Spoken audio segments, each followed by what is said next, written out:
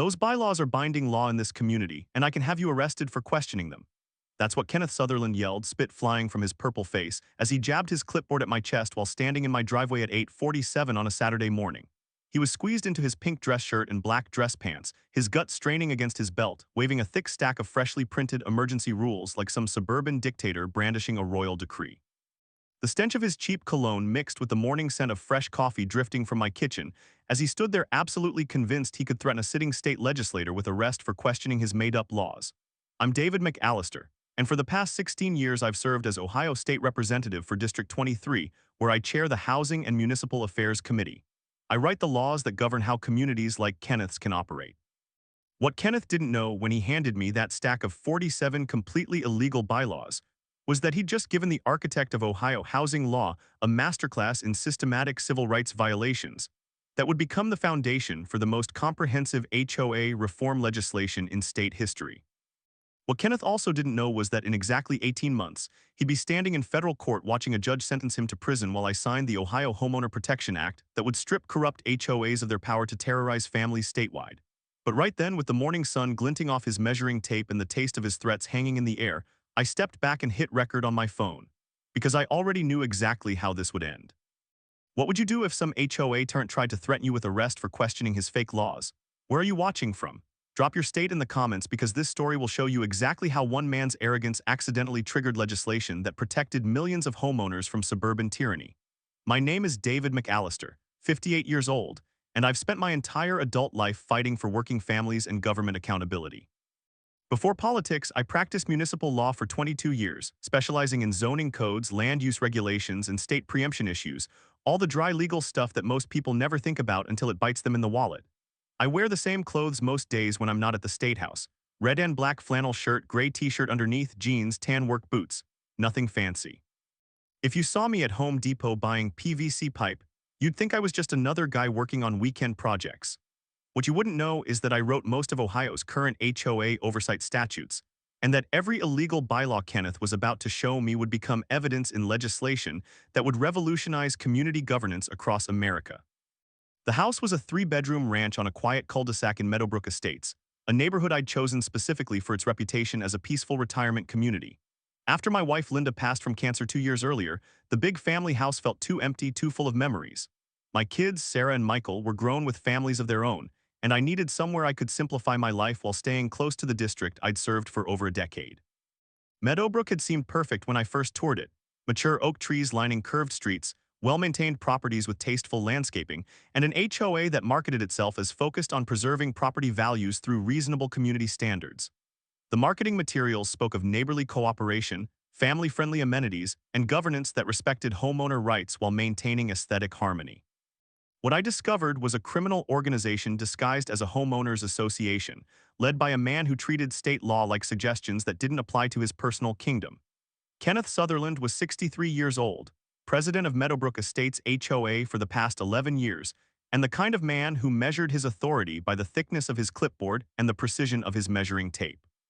He lived in a $2.8 million house at the neighborhood's geographic center, drove a white BMW that he detailed every Sunday morning, and treated the HOA presidency like a hereditary monarchy where residents existed solely to validate his power. The man had that particular brand of suburban fascism that comes from never being challenged by anyone with real authority. His pink dress shirt was always perfectly pressed despite his considerable gut, his black dress pants creased sharp enough to cut paper, and his clipboard contained enough fabricated violations to wallpaper the state capitol building. He patrolled Meadowbrook in his white golf cart with HOA enforcement painted on the sides like some demented meter maid, documenting infractions that existed only in his imagination but carried very real financial consequences. For the first 3 months after I moved in, Kenneth was just background noise, the neighborhood busybody who everyone tolerated but nobody took seriously. I was busy with legislative session, working on utility deregulation and transportation funding, coming home to a quiet house where I could grill a burger and watch baseball without answering phones or reviewing committee reports. The neighbors seemed normal enough. Jim Patterson, a retired electrician who lived next door, offered me a beer the second weekend and helped me figure out which garbage service the neighborhood used. Steve Morrison across the street, an accountant who kept his classic Mustang in showroom condition, would wave when I got my mail and complain good-naturedly about property taxes. Regular working guys who'd earned their slice of suburban peace. Nobody talked much about the HOA except the usual grumbling about dues going up and Kenneth being a little intense about grass height. I figured every neighborhood had one, the guy who took community standards too seriously but was basically harmless. I was wrong. The first sign of trouble came in early October, on one of those crisp autumn evenings when the air smells like wood smoke and falling leaves. I was on my back patio, reviewing housing discrimination cases for an upcoming committee hearing, when Kenneth's golf cart rolled into my driveway with the deliberate authority of a police cruiser making a traffic stop. He stepped out wearing his standard uniform, pink dress shirt, black dress pants, clipboard loaded with pre-filled violation forms, measuring tape clipped to his belt like a suburban sheriff's badge. His face was already flushed, whether from the evening chill or self-importance, hard to tell. "Mr. McAllister," Kenneth announced without preamble, "I'm Kenneth Sutherland, president of the Meadowbrook Estates Homeowners Association, and we need to discuss your compliance with community standards that have been carefully developed to preserve property values and neighborhood character." I looked up from my case files, immediately recognizing the tone of someone who enjoyed wielding petty authority. "Good evening, Kenneth. What specific concerns do you have?" He pulled out a thick stack of papers that looked official but smelled like harassment wrapped in legal letterhead. "The board has recently updated our governing documents to address ongoing compliance issues and ensure uniform community standards. These amendments require immediate acknowledgement and implementation by all residents." I accepted the papers, scanning the top page with the trained eye of someone who'd spent decades reviewing municipal codes. What I saw made my blood pressure spike and my legislative instincts sharpen like a blade. Emergency bylaw amendments effective immediately in bold letters across the top. 47 new restrictions that read like a manual for suburban tyranny. Grass height requirements measured to the quarter-inch. Prohibitions on non-conforming cultural displays that clearly targeted minority families. Vehicle restrictions that banned work trucks, motorcycles, and anything that might indicate blue-collar employment. Fines for disrespectful communication toward board members that could be interpreted as questioning any decision Kenneth made. And the kicker, the board reserves absolute authority to interpret, modify, or enforce these bylaws without homeowner input during periods of community emergency, which shall be determined solely at the board's discretion. "Kenneth," I said slowly, my municipal law training immediately identifying about a dozen state statute violations, "have you had these reviewed by qualified legal counsel? Some of these restrictions appear to conflict with Ohio fair housing law and state preemption statutes." Kenneth's reaction revealed the true depth of his ignorance and arrogance. Instead of showing concern about potential legal issues, he puffed up like a rooster defending his territory. "Mr. McAllister, I understand you may not be familiar with community association governance, but these bylaws have been carefully crafted by our board to maintain the standards that make Meadowbrook such a desirable address. The board has full authority under our covenants to adopt rules necessary for community welfare." The stupidity was breathtaking. Kenneth was lecturing a state representative about community governance while handing him evidence of systematic civil rights violations. His clipboard trembled slightly as he sensed he might be out of his depth, but his suburban kingdom had made him too arrogant to retreat. "I'd like to see the board meeting minutes where homeowners voted to approve these changes," I said, pulling out my phone to document this conversation. "Ohio law requires membership approval for amendments that substantially alter homeowner rights." Kenneth's face went from pink to deep red as he processed what I'd just said. The mention of Ohio law and membership approval had triggered something in his petty tyrant brain, a dawning realization that he might be talking to someone who actually understood the legal framework he was violating. "These are board decisions," Kenneth snapped, his authority cracking like cheap paint. "We don't need a community vote every time we adjust maintenance standards. That would be chaos." "Adjusting maintenance standards and stripping constitutional rights are two different things," I replied calmly. "These bylaws restrict free speech, prohibit religious expression, and appear designed to discriminate against working families and minorities. That's not community governance, that's systematic civil rights violations." The silence that followed was beautiful. Kenneth stood there in his pink dress shirt, clipboard shaking in his hands, finally understanding that he'd just confessed to federal crimes while handing the evidence to someone with the knowledge and position to destroy him completely. "Mr. McAllister," Kenneth finally stammered, "if you have concerns about community standards, you're welcome to attend our next board meeting, though I should mention that residents who create disruption or challenge established procedures often find themselves less comfortable in our community." The threat was clear, and it was also evidence of witness intimidation that would look beautiful in a federal courtroom. Kenneth had just admitted to retaliating against residents who questioned his authority, while standing on the property of a sitting state legislator who specialized in exactly this type of institutional abuse. After Kenneth retreated to his golf cart and disappeared into the gathering darkness like a defeated general, I spread his 47 illegal bylaws across my dining room table and began the analysis that would eventually destroy his entire criminal enterprise. 16 years of legislative experience had taught me to recognize systematic oppression disguised as community governance, and Kenneth had just handed me a masterpiece. Every single bylaw violated state or federal law.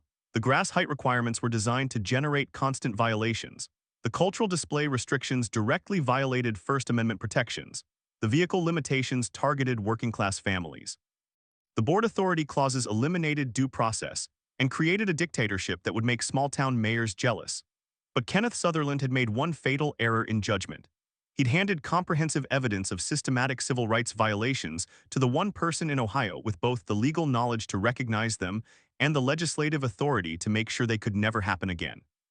His attempt to intimidate a state representative with illegal bylaws was about to trigger the most comprehensive HOA reform legislation in American history, and his name would be all over the committee records as Exhibit A, why this law is necessary. The war was about to begin, and Kenneth had already lost by choosing the wrong enemy.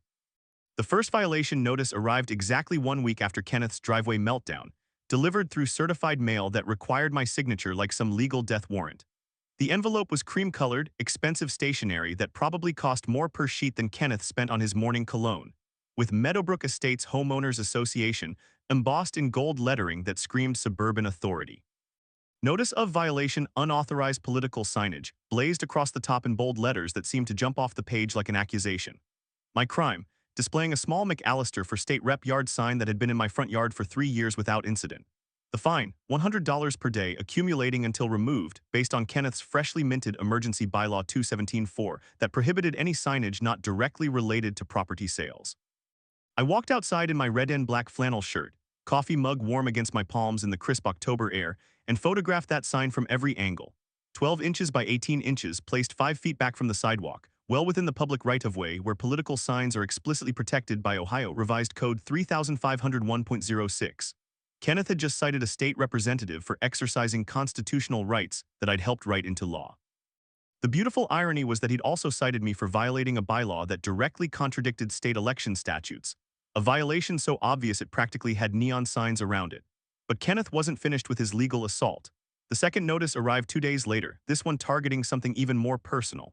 Notice of violation and when conforming exterior color scheme claimed the trim on my house was not within the approved palette for Meadowbrook Estates. The fine, $50 per day, until repainted according to Kenneth's new approved color standards that featured only various shades of beige and gray.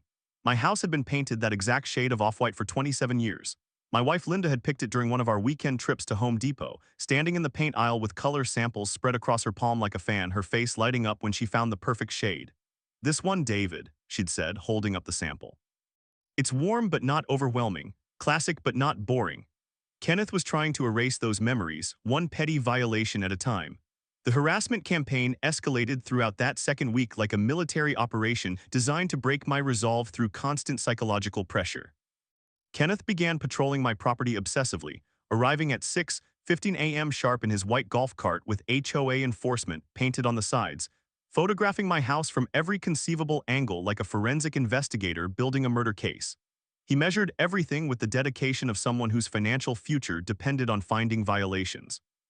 Grass height in 12 different locations, mailbox placement to the nearest eighth inch, the precise angle of my garbage cans relative to the street. His pink dress shirt was always perfectly pressed despite his considerable gut, his black dress pants creased sharp enough to cut paper, and his clipboard loaded with pre-filled violation forms that he'd obviously spent hours preparing during his evening obsession sessions. The smell of his expensive cologne couldn't mask the stench of desperation as he documented what he called ongoing compliance failures with the intensity of someone building a federal case. But Kenneth's surveillance was revealing something he hadn't expected, my complete understanding of the legal framework he was systematically violating. Within 3 weeks, the fabricated fines had ballooned to over $4,250. Each violation carried escalating daily penalties. $50 for the first day, $75 for the second, $100 for the third, continuing until compliance was achieved or the homeowner was financially destroyed. The math was simple and devastating. Kenneth could generate thousands in fines for infractions that existed only in his imagination. But the real tragedy wasn't my situation. It was watching Kenneth systematically terrorize my neighbors who didn't have the legal knowledge or political connections to fight back. Jim Patterson, my 68-year-old neighbor and Vietnam veteran, was the first casualty. I found him standing in his driveway holding a violation notice like it was a death sentence, his weathered hands trembling as autumn leaves scraped along the curb behind him. "David," he said, his voice rough with suppressed emotion, "they're fining me $50 a day for my flag." The violation was for excessive patriotic displays under Kenneth's new bylaw 217.5. Jim's crime, flying a standard 3x5 American flag with a small "Veteran Lives Here" sign underneath it. He displayed both on his porch for 20 years, honoring his service and his son who died in Afghanistan. "Kenneth told me it was too aggressive for the neighborhood," Jim whispered, his voice breaking. "Said it made the community feel less inclusive and lowered property values. My boy died under that flag, David." Mrs. Chang, an elderly woman 3 houses down, received citations for her wind chimes, a gift from her late husband that played traditional Chinese melodies. Kenneth's bylaw 322 prohibited any auditory devices producing non-natural sounds. The fine, $75 per day for what Kenneth classified as cultural noise pollution. The Rodriguez family got hit for non-conforming vehicle storage because their work truck was visible from the street. Steve Morrison was cited for his son's pickup that had a small landscaping logo magnet on the door.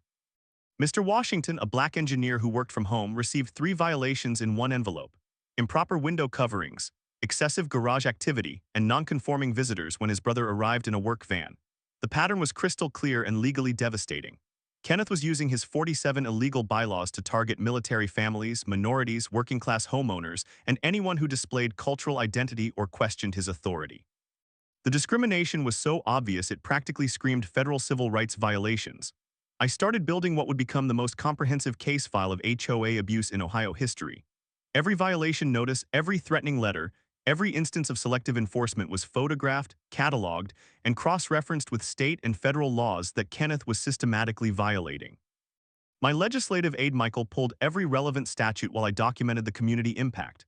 "Representative McAllister," he said during our evening review, "this isn't just harassment, this is organized civil rights violations with a paper trail that reads like a prosecutor's dream case." Kenneth's desperation reached criminal levels when he began filing false reports with government agencies, trying to weaponize bureaucracy against a sitting state legislator. Complaints flooded into the county building department claiming I was operating illegal home businesses. Anonymous tips to the State Ethics Commission alleging misuse of public office. Even an IRS report suggesting unreported campaign contributions. The problem with filing false reports about elected officials is that those agencies don't mess around with potential corruption cases. Building Inspector Patricia Rodriguez called me directly after reviewing Kenneth's fabricated complaints. "Representative McAllister, someone filed reports claiming you're running commercial operations without permits. I'm required to investigate, but this looks like harassment disguised as civic concern." "Let's do the full inspection," I replied, watching Kenneth's golf cart hovering at my property line like a vulture waiting for carrion. "I want everything officially documented for the Attorney General's office." The inspection results were predictably clean: 0 violations, 0 commercial activity, 0 basis for Kenneth's complaints. My home office, where I reviewed legislation and met with constituents, was clearly within legal parameters for elected officials conducting public business. Kenneth's reaction to the clean inspection revealed his true character. Instead of relief that no violations existed, he looked furious that his fabricated emergency hadn't triggered government punishment against me. The man actually seemed disappointed that his false reports hadn't destroyed a state representative's career. That evening brought the call that made 16 years of public service feel worthwhile. Attorney General Dave Yost's Civil Rights Division had received multiple complaints about systematic discrimination in Meadowbrook Estates, and they were opening a formal investigation into Kenneth's activities. Representative McAllister, Assistant Attorney General Sarah Kim explained, "We've received credible reports about systematic harassment of minority families and working-class homeowners through fabricated HOA violations. This appears to be organized civil rights violations disguised as community governance." Kenneth's harassment campaign had backfired spectacularly, creating evidence of systematic discrimination that would trigger federal investigations and destroy him more completely than any civil lawsuit. His attempt to intimidate a state legislator had activated law enforcement resources that would eliminate his criminal enterprise permanently. But Kenneth wasn't finished. The man's arrogance had grown so extreme that he actually believed he could pressure a sitting state representative through bureaucratic warfare and expensive legal threats. His next move would be his most desperate, and it would finally give me the comprehensive evidence I needed to draft legislation that would protect millions of Ohio families from suburban tyrants. The war was escalating, and Kenneth was about to discover that some battles can't be won with pink dress shirts, measuring tapes, and fake authority. Kenneth's desperation reached systematic criminal levels the morning he decided to weaponize Ohio's legal system against a sitting state legislator. The certified letter that hit my mailbox at 7:23 a.m. on a Wednesday was thick enough to stop a bullet, delivered with the kind of legal authority that destroys families who can't afford to fight back. The cream-colored envelope bore the letterhead of Morrison, Blackwell and Associates, the kind of law firm that bills $900 per hour to intimidate people into submission through financial exhaustion. Cease and desist, abuse of public office and interference with lawful HOA governance. The heading screamed in bold letters that seemed to jump off expensive stationery like an indictment. 27 pages of dense legalese demanding I stop, using legislative position to harass law-abiding community leaders, cease inciting residents against binding HOA authority, and withdraw all complaints to state agencies regarding lawful community governance. I spread the documents across my kitchen table in my red and black flannel shirt, the morning sun streaming through windows that overlooked the quiet cul-de-sac where Kenneth was systematically terrorizing my neighbors. The beautiful irony was that Kenneth was threatening the very state representative who'd written most of Ohio's HOA oversight statutes with violations of laws that didn't exist. But Kenneth's legal warfare had escalated beyond threatening letters into personal attacks designed to isolate me from family support. My daughter Sarah called that afternoon, her voice tight with confusion and anger that made my chest clench with protective fury. Dad, the HOA sent me a certified letter claiming my Honda CR-V is a commercial vehicle and I'm banned from visiting you, she said, the sound of paper rustling as she read Kenneth's latest harassment tactic. They're threatening to have my car towed if I come to see my own father. This is insane. That's when I realized Kenneth had graduated from suburban harassment to witness intimidation and family targeting, federal crimes that would trigger law enforcement responses he couldn't control through pink dress shirts and clipboards. His attempt to isolate me by punishing my children was systematic criminal behavior that demanded systematic legal response. My legislative aide Michael arrived within 2 hours, carrying boxes of public records that would transform Kenneth's harassment campaign into the foundation for the most comprehensive HOA reform legislation in state history. Michael was 28, fresh from law school, with the kind of investigative instincts that made career prosecutors jealous and the energy to work 18-hour days building cases that destroyed criminal enterprises. Representative McAllister, Michael said, spreading financial documents across my dining room table with the precision of a forensic accountant, Kenneth Sutherland isn't just harassing residents, he's been embezzling community funds through systematic vendor fraud for at least 3 years. The evidence was overwhelming and methodical. Every community improvement project Kenneth had championed, the new gazebo, street repaving, enhanced security lighting, had been awarded to Sutherland Solutions LLC, a company owned by Kenneth's son Marcus that had no previous experience in construction or landscaping. The bids were always slightly lower than legitimate competitors, but the actual costs were inflated by 40–60% above industry standards. This isn't just conflict of interest, Michael continued, pointing to bank records that showed money flowing from HOA accounts to Sutherland Solutions to Kenneth's personal checking account. This is systematic embezzlement disguised as community governance. We're looking at wire fraud, mail fraud, and conspiracy charges that carry decades in federal prison. While Michael built the financial crimes case, I began what would become known as the Meadowbrook Matrix, a comprehensive database tracking every violation notice Kenneth had issued over 3 years. The statistical analysis revealed discrimination so systematic it practically screamed federal civil rights violations. Out of 847 violation notices issued during Kenneth's presidency, 623 targeted minority families, military veterans, or working-class homeowners. 81% of minority families received multiple citations versus 12% of white residents. 64% of military families were cited for excessive patriotic displays or vehicle violations. 71% of families with visible work vehicles faced commercial storage violations. Meanwhile, the 15 houses in Kenneth's immediate neighborhood, mostly affluent retirees and his personal supporters, had received exactly 0 violations despite identical infractions visible on every street in Meadowbrook. The community organizing session I called for Thursday evening at the public library drew 37 residents, all carrying boxes of Kenneth's violation notices like evidence at a war crimes tribunal. The room smelled like old books and suppressed anger as neighbors who'd been terrorized into silence finally realized they weren't alone. Jim Patterson stood first, his weathered hands trembling as he held up 23 violation notices targeting his American flag and veteran memorial garden.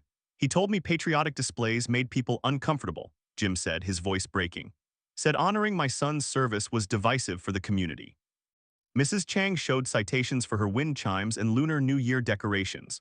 The Rodriguez family had been fined for children's bicycles and Spanish-language yard signs. Mr. Washington, a black engineer, faced violations for excessive garage activity when he worked on his classic car restoration project. "Gentlemen," I said, standing beside charts that displayed Kenneth's discrimination patterns with mathematical precision, "what you're experiencing isn't community governance. It's systematic civil rights violations disguised as HOA enforcement. Every single one of these bylaws violates state or federal law." The legal framework I outlined was devastating. Kenneth's political sign restrictions violated Ohio Revised Code 3501.06. His cultural display bans were direct First Amendment violations. His vehicle storage rules were preempted by state transportation law. His disrespectful communication clauses were so vague they wouldn't survive 5 minutes in federal court. But the real breakthrough came when Michael discovered Kenneth's coordination with other corrupt HOA presidents across Ohio. Federal wiretaps, obtained through Attorney General Sarah Kim's civil rights investigation, had captured Kenneth sharing demographic management strategies with suburban dictators in Cleveland, Toledo, and Cincinnati. "We need to make it financially impossible for these people to maintain properties in our communities." Kenneth's voice echoed through federal recording equipment, his words becoming evidence in what would become the largest HOA corruption case in state history. The recall petition circulated that night collected 43 signatures, more than enough to trigger emergency board elections under Ohio nonprofit law. But Kenneth's criminal network was already crumbling faster than his authority. FBI domestic terrorism units were investigating his family targeting tactics. The IRS had frozen Sutherland Solutions LLC accounts pending fraud investigation. The Attorney General's office was preparing RICO charges for systematic racketeering. By midnight, I was drafting what would become the Ohio Homeowner Protection Act, legislation that would require state registration of all HOAs, ban discriminatory enforcement practices, establish homeowner rights that superseded community bylaws, and create criminal penalties for HOA board members who violated civil rights laws. Kenneth Sutherland's 47 illegal bylaws would become Exhibit A in legislative hearings that would strip corrupt HOAs of their power to terrorize families statewide. His name would be permanently attached to the law that would protect millions of Ohio homeowners from suburban tyranny. The man who'd measured grass with rulers was about to be measured by federal sentencing guidelines, while his victims finally had the legislative champion they'd needed all along. Kenneth's desperation reached systematic criminal levels the morning he tried to weaponize Ohio's court system against a sitting state legislator. The certified letter that hit my mailbox at 6:47 a.m. on a Wednesday was thick enough to stop a bullet, delivered with the kind of legal authority that destroys families who can't afford to fight back. The cream-colored envelope bore the letterhead of Morrison, Blackwell & Associates, the kind of law firm that bills $900 per hour to intimidate people into submission through financial exhaustion. Emergency Temporary Restraining Order Request Plaintiff, Meadowbrook Estates HOA President, Kenneth Sutherland, Defendant, State Representative David McAllister. The heading screamed in bold letters that seemed to jump off expensive stationery like an indictment. Kenneth was actually trying to get a judge to order me to stop, using public office to harass law-abiding community leaders, and inciting residents to insurrection against lawful community authority. I spread the documents across my kitchen table in my red and black flannel shirt, the morning sun streaming through windows that overlooked the quiet cul-de-sac where Kenneth was systematically terrorizing my neighbors. The beautiful irony was that Kenneth had just handed comprehensive evidence of his criminal activities to the very state representative who'd written most of Ohio's HOA oversight statutes. The emergency hearing was scheduled for 8:30 a.m. the next morning. Kenneth had obviously rushed this through the system, hoping to catch me off guard and unprepared. What he didn't realize was that I'd spent 20 years cross-examining people who thought they could lie their way through the legal system, and my legislative aide Michael had been building the most comprehensive case file of HOA abuse in Ohio history. County Courthouse, Courtroom 2B, smelled like old wood polish and burned coffee, the official fragrances of American justice. I walked in wearing my usual red and black flannel shirt, gray t-shirt, jeans, and tan work boots. Kenneth had gone full costume drama, pink dress shirt perfectly pressed despite his considerable gut, black dress pants creased sharp enough to cut paper, and a brand new navy blazer that strained across his frame like a sausage casing. Judge Harold Jennings took the bench at exactly 8:30, mid-60s with the no-nonsense demeanor of someone who'd seen every type of legal theatrics. When the clerk read Meadowbrook Estates HOA versus State Representative David McAllister, Judge Jennings peered over his glasses with obvious interest. "Counsel, is this the David McAllister who chairs Housing and Municipal Affairs?" he asked. "Yes, Your Honor," I replied, standing. "That's me. And you're asking this court to issue an emergency restraining order against a sitting state representative. On what grounds exactly?" Kenneth's attorney, Pierce Morrison, launched into a carefully rehearsed speech about abuse of power and rogue legislators attacking law-abiding community organizations. It sounded impressive if you'd never read a statute or understood the difference between legislative oversight and personal vendettas. Then it was my turn.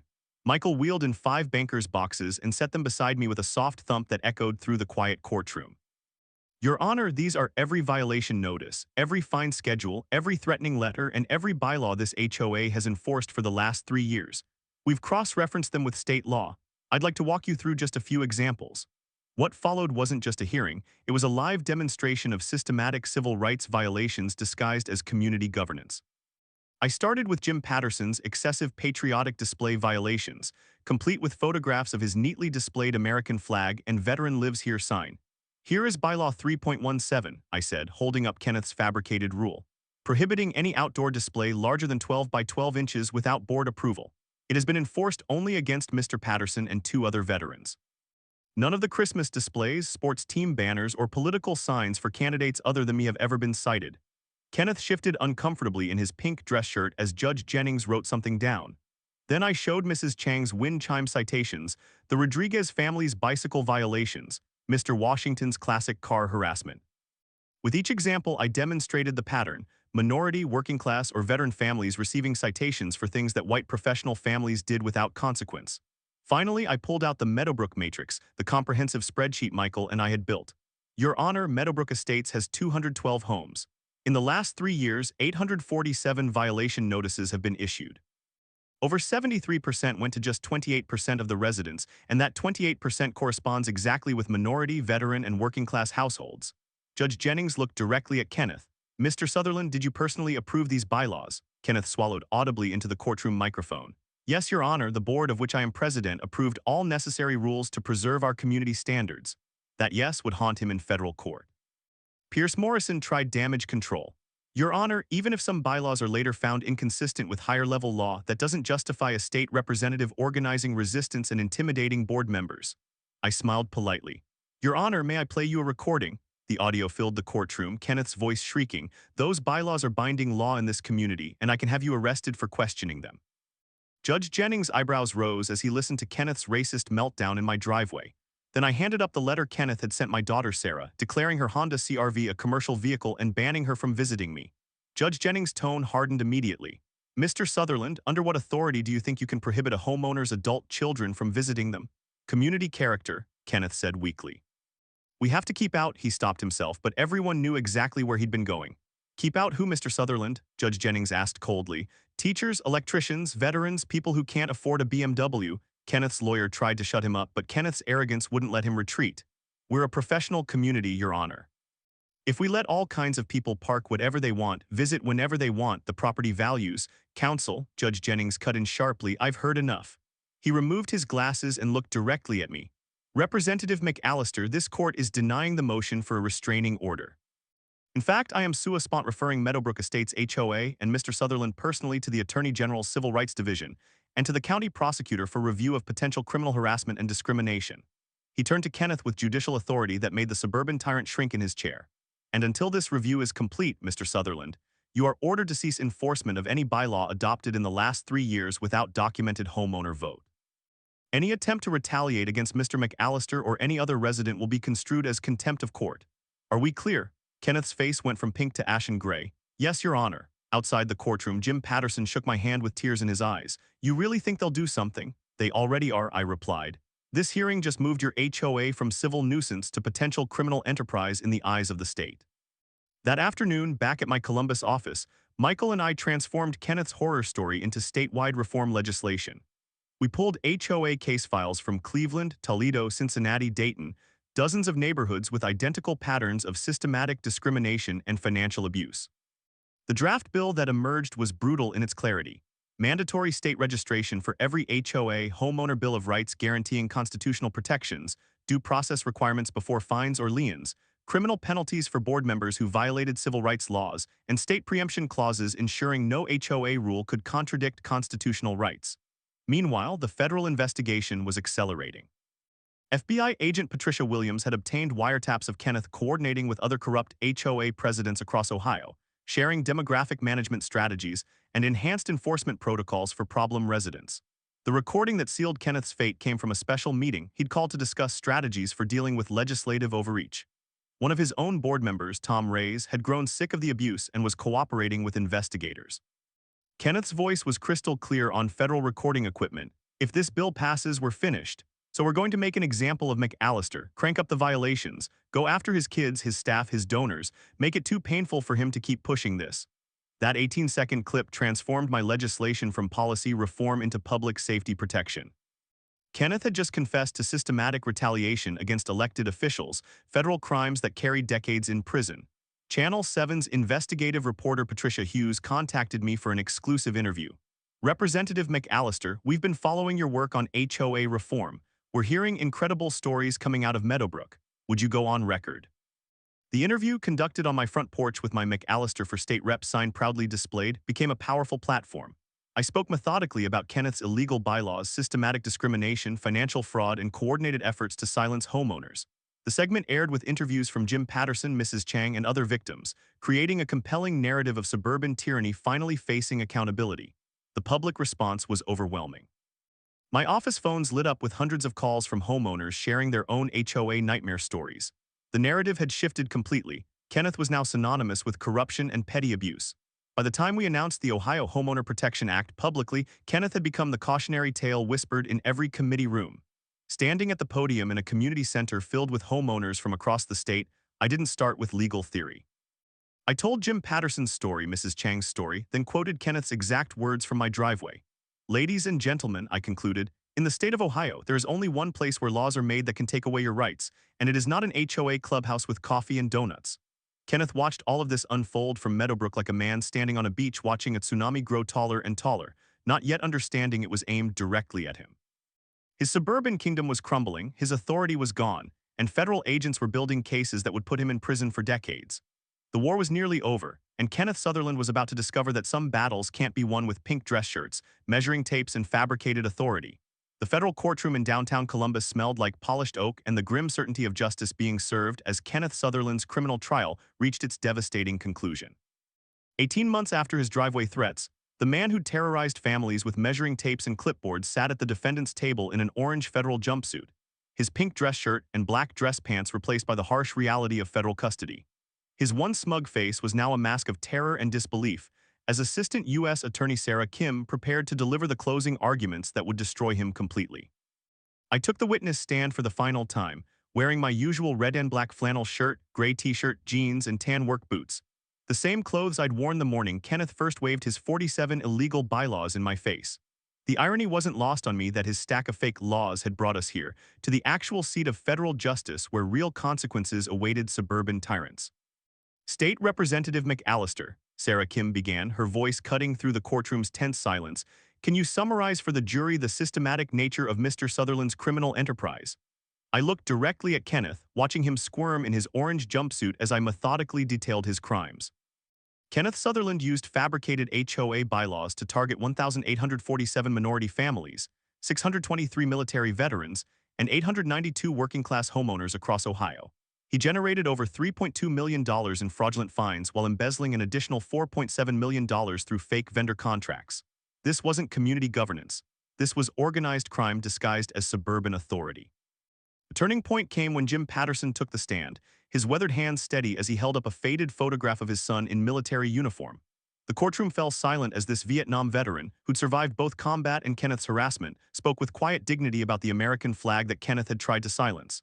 He told me my flag was too aggressive for his neighborhood, Jim said, his voice breaking slightly. Said honoring my boy's sacrifice made people uncomfortable.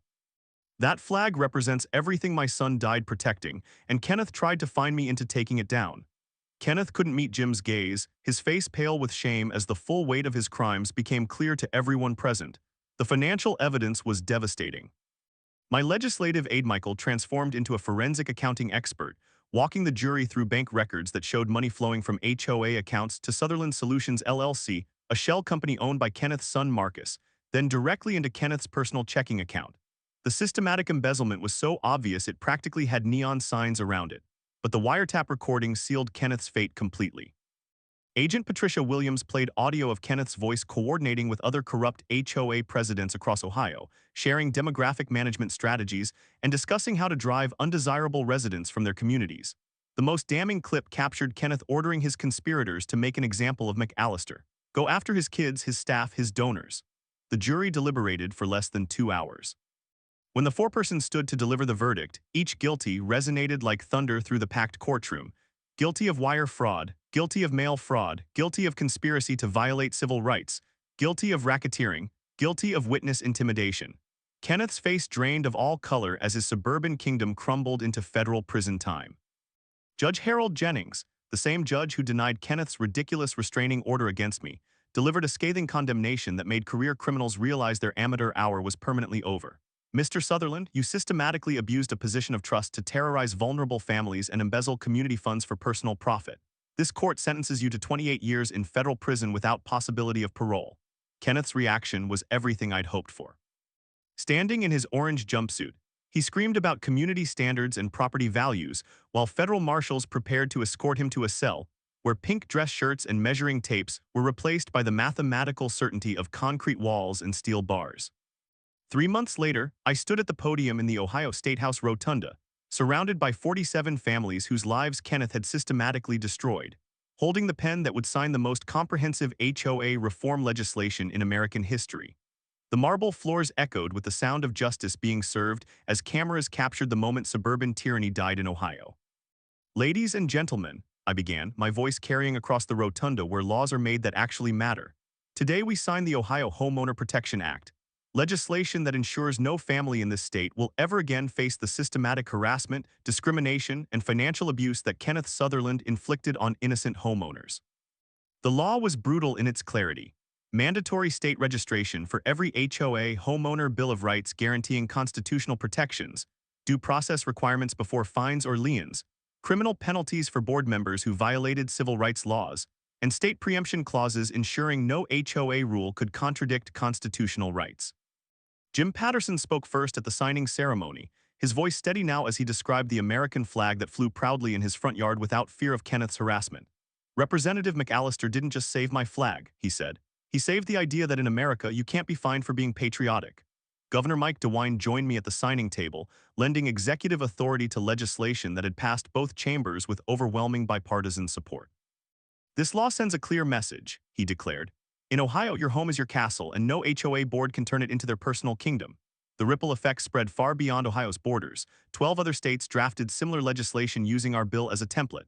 Congressional representatives introduced federal versions that would apply nationwide. Kenneth Sutherland's name was now permanently associated with the most comprehensive homeowner protection laws in American history. The community transformation in Meadowbrook was remarkable. Kenneth's dissolved HOA had been replaced by a resident-elected council focused on actual community service rather than harassment. Property values increased 31% after the elimination of discriminatory enforcement. Jim Patterson's American flag now flew at the center of a memorial garden built where Kenneth's seized mansion once stood, surrounded by flags representing the diverse families he'd terrorized. 2 years later, sitting on my front porch in my red and black flannel shirt, drinking coffee while watching the sunrise over Meadowbrook's peaceful streets, I reflected on Kenneth's accidental gift to America. His 47 illegal bylaws had triggered legislation protecting millions of homeowners from suburban tyranny. His name would forever be attached to laws that stripped corrupt HOAs of their power to terrorize families. Kenneth himself was serving his sentence in FCI Elkton, where his pink dress shirts had been replaced by orange jumpsuits and his measuring tape confiscated as contraband. His attempts at parole were repeatedly denied, his appeals exhausted.